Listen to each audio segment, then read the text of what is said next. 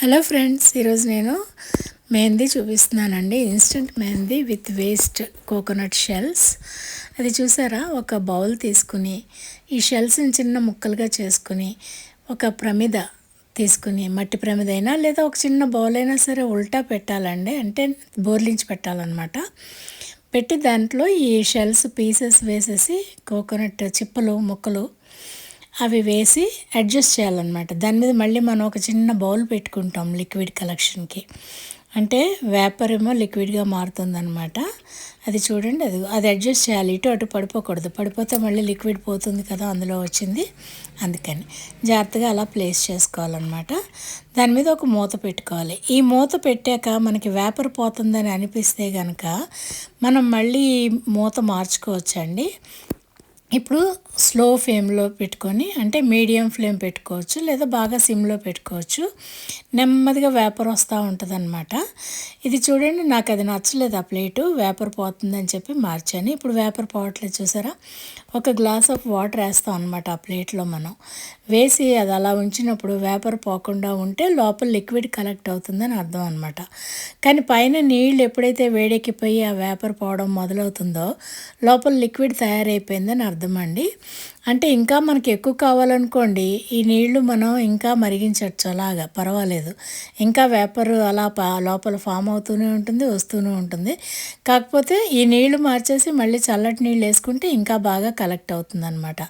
బాగా ఎక్కువ లిక్విడ్ కావాలనుకున్నప్పుడు మాత్రం అలా చేయాలి, లేదంటే ఇది మనకు సరిపోతుందండి. ఇది ఫుల్గా 2-3 సరిపోతుందండి చక్కగానే. ఇంత లిక్విడ్ వచ్చింది కదా. ఈ లిక్విడ్ అంతా మనం ఒక ఎయిర్ టైట్ కంటైనర్లోకి వేసేసుకుని దాన్ని మనం స్టోర్ చేసుకుని 6 months వరకు వాడుకోవచ్చు అండి, ప్రాబ్లం ఏమి ఉండదు. నేను మాత్రం ఒక్క హ్యాండ్ కోసం కొంచెం తీసుకుంటాను, ఇదే బౌల్లో కలుపుతానండి. ఎక్కువగా ఏమీ బౌల్స్ అవి కూడా వాడక్కర్లేదు. మళ్ళీ ఈ బౌల్ ఎలాగో తోముకోవాలి కదా, బాగా ఇది మసి పట్టినట్టు అయిపోయింది కదా, అందుకని చెప్పి.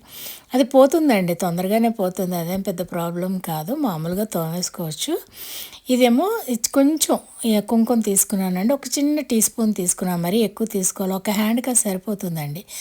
తర్వాత కొంచెం లిక్విడ్ వేసుకుంటూ కొద్ది కొద్దిగా, మరీ ఎక్కువ వేసుకుంటే మళ్ళీ కుంకుమ యాడ్ చేసుకోవాల్సి వస్తుంది, అందుకని చెప్పేసి కొంచెం కొంచెంగా వేసుకుంటూ పేస్ట్ తయారు చేశాను.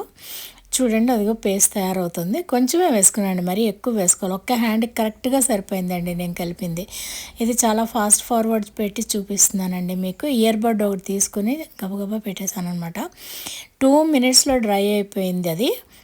నేను ఇంకో 3 minutes ఉంచాను వెంటనే కడిగేయకుండా, అంటే జస్ట్ 5 minutes పట్టినట్టు అనమాట పెట్టుకోవడం. తర్వాత ఆ 5 minutes తర్వాత మంచిగా నీళ్ళతో కడిగేసుకున్నాను. సబ్బు మాత్రం వాడలేదండి, సబ్బు వాడితే వెంటనే పోయే అవకాశం ఉంటుంది అనమాట, అందుకని జస్ట్ నీళ్ళతో కడుక్కున్నాను అంతే. ఆ కుంకుమ చేతికి ఉన్నది కొంచెం ఉంటుంది కదా, ఈ లిక్విడ్తో పాటు వచ్చింది, అది పోయింది. కుంకుమ కూడా మనం ఆర్గానిక్ వాడామనుకోండి, ఇది కంప్లీట్గా ఆర్గానిక్గా చేసిన మెహందీ అనమాట. అదే మీరు అల్తా వాడారు అనుకోండి, టిష్యూకి తగిలితే ఎంత టిష్యూ ఖరాబ్ అయిపోతుందంటే బట్టలకి కూడా రంగు అంటుకుపోతూ ఉంటుంది. అల్తా ఏమో కంప్లీట్గా కెమికల్ బేస్డ్ ఉంటుందండి, బట్టలకు వాడే రంగులతో తయారు చేస్తారు, అది అస్సలు మనకి మంచిది కాదు.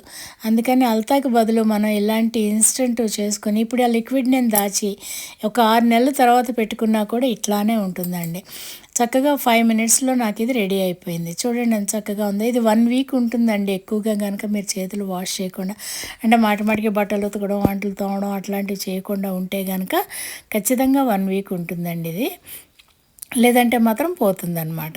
చూడండి, నేను టిష్యూతో ఇది శుభ్రంగా చేతులు తుడుచుకొని మరీ చూపిస్తున్నాను మీకు. అల్తా అంటుకున్నట్టు మాత్రం ఎట్టి పరిస్థితుల్లోనూ అంటుకోదండి. అల్తా చెప్పాను కదండి, క్లాత్స్కి వాడే మెటీరియల్తో తయారవుతుంది, కెమికల్స్తో. సో అల్తా కంటే మనకి ఇది వేస్ట్తో చేసుకొని కనుక ఇది మనం ఉంచుకుంటే అన్నాళ్ళనో ఉపయోగపడుతుందండి మనకి. Thank you for watching, please subscribe.